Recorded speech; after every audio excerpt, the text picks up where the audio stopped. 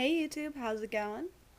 Alright, so continuing in the fashion of my last two vlogs, where I read the Twilight book, and gave you my impression of what was going on, I am now going to read the second book, New Moon, and give you my impression of what I think of Ms. Meyer's second book. I should have mentioned this in the first book vlog, but spoiler alert? So Myers starts New Moon with the same way she started Twilight, and that's with a preface that I'm assuming is talking about something that's going to happen at the very end of the book. I know that that's what happened in Twilight, is it was talking about Bella being hunted by the tracker, and then she ends up being hunted by the tracker, and cool, whatever. I'm not a fan of this kind of preface because I forgot there even was one in the first book until I started reading New Moon. So I feel like that's something she could have gone without, but maybe it's just a good way to draw readers in, who knows? And then she starts it off with Bella dreaming about how old she is and how Edward still loves her. Page 16. I think this is the first time when they've actually mentioned that Edward has razor sharp teeth. That he has fangs at all. I mean, it always talks about him flashing his teeth, but I think this is the first time that he has had sharp venom-coated teeth. Oh, and he's still amazingly attractive and gorgeous and all that. Still. Page 21. I noticed this a little in the first book, and it kind of irked me then, but if it's going to keep happening, I feel like it's going to be one of those points that I'm just going to kind of twitch over, even though it isn't a big deal, and that's... I get that Edward's a lot older than Bella, but I feel like he's kind of infantilizing her. He keeps having her sit on his lap, and he holds her as she sits, and I mean, I guess it's kind of a cute coupley thing, maybe, but it also seems a little like he's treating her like a child. I don't know. I'm trying not to laugh, but she gets a paper cut and everyone's suddenly like, oh my god, blood! I mean, I get that they have a really strong sense of smell and all that, but it makes me, it makes me giggle a little. Well, at least this book is moving a little bit faster than the last one.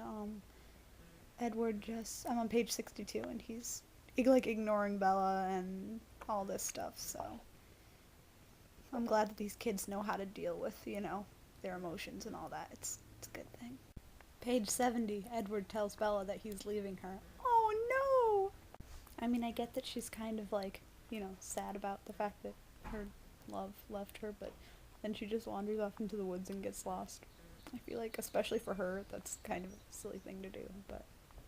Alright, so I get that she's all sad that Edward left her and stuff, but the whole October, November, December, January thing, that's a bit much, especially since she never really made a note of mentioning months beforehand, so suddenly there's just a passage of time. Why not just write 4 months went by or something of the like?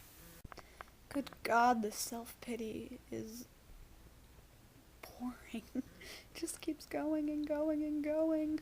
I get that Jacob is some tribe of Native American, but it keeps describing him as having really long hair that he would hold back in a ponytail, or that would make a curtain around his face, but the actor who plays him definitely has very short hair, so I'm expecting a haircut pretty soon. And she sees Jacob, and suddenly it's like, oh yeah, I like boys, and not every boy is Edward, and I think she just has a thing for guys who are supernatural. I'm not sure. Is that really a type? Here's something I don't get, though. I'm on page 136, and Bella's all like, college smallage, I'm not going to college, and it's like, really? She's obviously a very, well, at least she's described as being a fairly intelligent girl, who has it easy in all her classes and all that, and yet, because she lost her boyfriend and she's all set, she's gonna just skip college. Awesome, I'm sure that's exactly what Edward would have wanted, right? Jeez.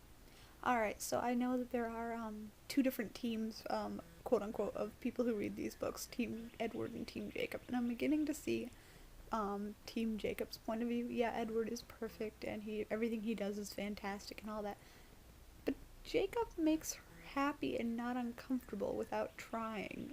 I feel like that's earning him brownie points. There's an interesting one, page 208, Bella doesn't like music.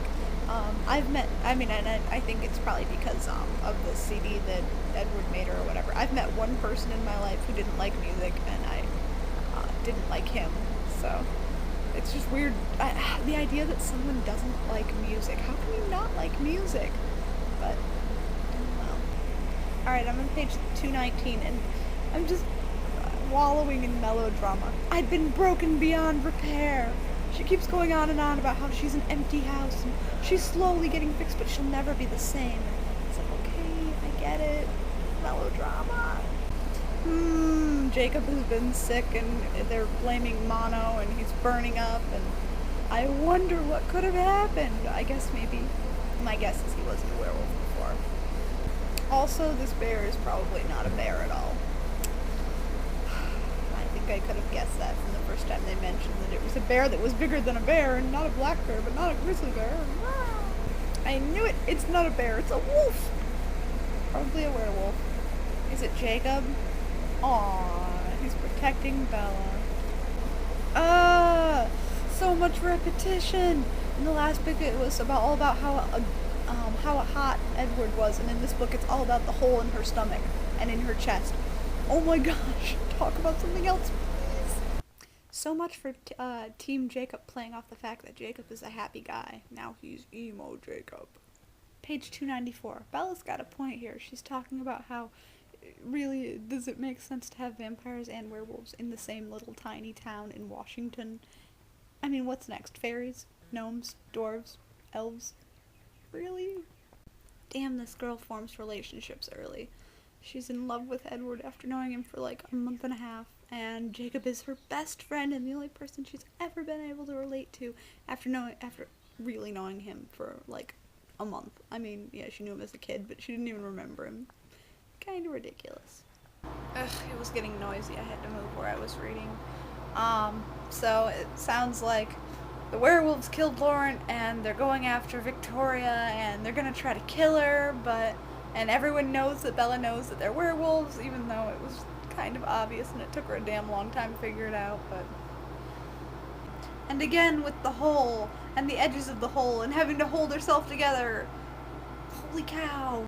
Now Edward's doing his thought talk thing to Bella, and I don't understand it, because I thought he couldn't read her mind, but she isn't speaking out loud to answer him. So how is he getting his thoughts into her mind? I don't understand. And then Bella jumps from a cliff. She really is a smart girl, isn't she? Alright, I'll admit that Romeo and Juliet is not my favorite Shakespeare play, but the fact that Meyer is trying to draw, well, Bella, I guess, but through Meyer's words, is trying to draw a comparison between what's going on in the book versus what happened in Romeo and Juliet is stretching it a bit far. Seriously, this is kind of ridiculous. Edward went to Italy to try to kill himself because Bella's not alive anymore, but he already decided that he didn't want her and that he was going to leave her. So what was he going to do? Was he going to wait until she was, 80 or 90 and died of natural causes and then kill himself? I mean, really, what was his plan here? Idiot. And suddenly we're in Italy saving Edward from killing himself. And he doesn't, and there's a bunch of vampires, and they're all cold and perfectly beautiful. So wait a second, Bella is immune to everyone's talents? Really? All these vampires can do all these crazy things, and they can do it to anyone except her? Really? This all just seems really, I don't know, sadistic. So Bella's back with Edward, and he knows how much she's suffered because of him, and he doesn't say anything like, yeah, don't worry, we'll be together from now on, or anything. He just keeps, every once in a while caressing her, kissing her, whatever, She doesn't know if he's even going to stay with her. It seems so mean. I should have known coming into this that, I did know that it's a romance story, but we're back to the mushy stuff again. Ugh. Wait, so it wasn't actually Edward talking to her in her mind? Huh. Weird. She actually is delusional. And it looks like the family has voted Bella in, so she's going to become a vampire, but now she has to marry Edward. Oy vey. And I finished it. Book 2, New Moon. Meh. There are definitely still some issues that I find with the book. Just some of the scenarios seem utterly ridiculous, but it is a book, and it is obviously a fantasy book. And I'm trying to withhold judgment until I finish the series, so we'll see how that goes. My name is Keps, and I approve this message.